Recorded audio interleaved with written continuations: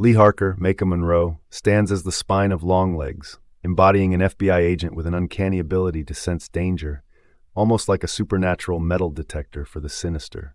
She strides into a row of nondescript suburban houses, eyes narrowing, and zeroes in on where the evil lurks, while her partner plods along, knocking on doors. This unique skill isn't just a party trick. It's key to her new assignment, tracking down a serial killer who leaves entire families dead in his wake.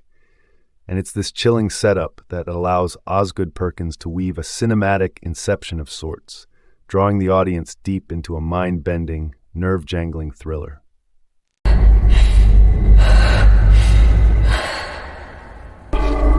So what's the deal with this film?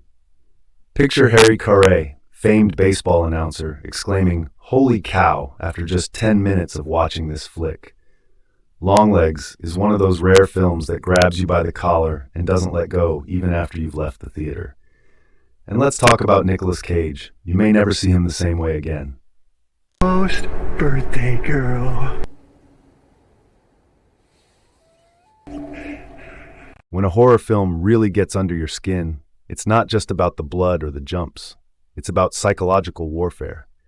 Perkins blends cerebral tension with devilish intention, crafting an atmosphere that feels like you're constantly teetering on the edge of a nightmare.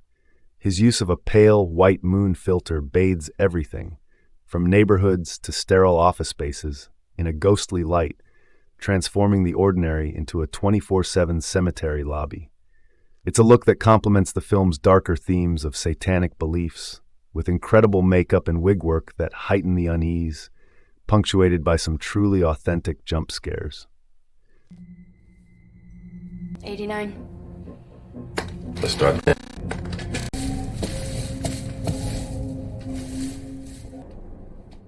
Perkins manages to reinvent Cage, a feat thought impossible after decades in the business.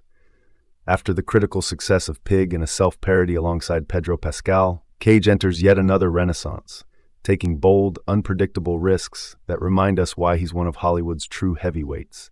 His ability to seamlessly adapt to any role, any persona, makes him an enduring icon. Angel. Brain be opened up. Of course. An earth. The work of the devil. Without spoiling too much, let's just say Cage's makeup in Longlegs is something else. A disturbing blend of Cher's flamboyance with the rugged, aged grit of Mickey Rourke. The film plays a slow game of reveals, eventually going full throttle in a gripping third-act interrogation sequence, a scene worthy of Scene of the Year discussions. Here we see Cage at his most unhinged, delivering rants and screams with a manic energy, but also crafting a complex, chilling character in Longlegs. Here, like a mop, like a rat.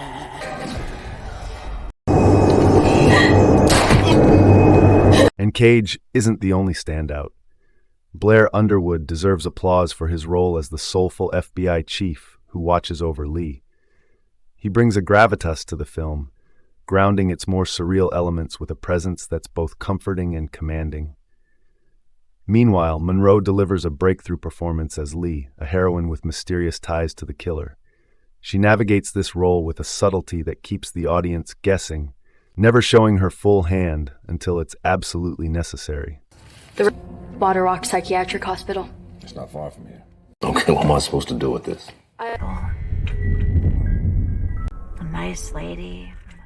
Perkins doesn't reinvent the horror wheel with Longlegs. He bends it, subverts it. Fans of the genre will spot the familiar influences, and some plot twists may feel predictable.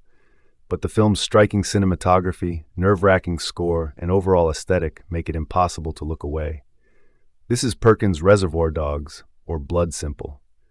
Watching this neon gem unfold, you can't help but wonder, what will his Pulp Fiction or Fargo look like?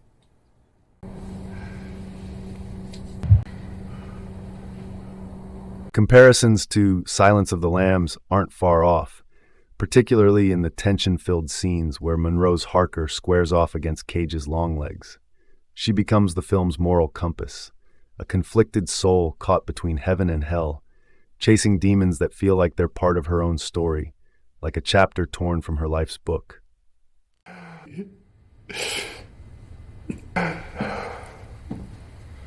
And the orders from the man downstairs that Maybe multiple, but it. Hail Satan. Then there's Alicia Witt, another reinvention that sneaks up on you. Witt, often underutilized, delivers a memorable performance in Longlegs, making her character pivotal to the film's final act. Even if you're warned, you won't see her coming. No big bad wolf.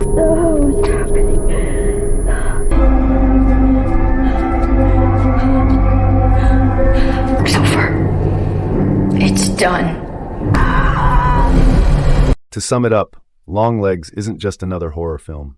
It's a fresh, unsettling take on the genre, a fresh coat of pain, as it were. In an era where studios play it safe, Neon continues to push boundaries, offering a reason to remain hopeful for innovative cinema. And after you watch this film, you'll be holding on to that hope tightly. You'll need it. This version provides a reflective and analytical breakdown, highlighting the key elements that make Longlegs a standout, while focusing on its style, performances, and psychological impact.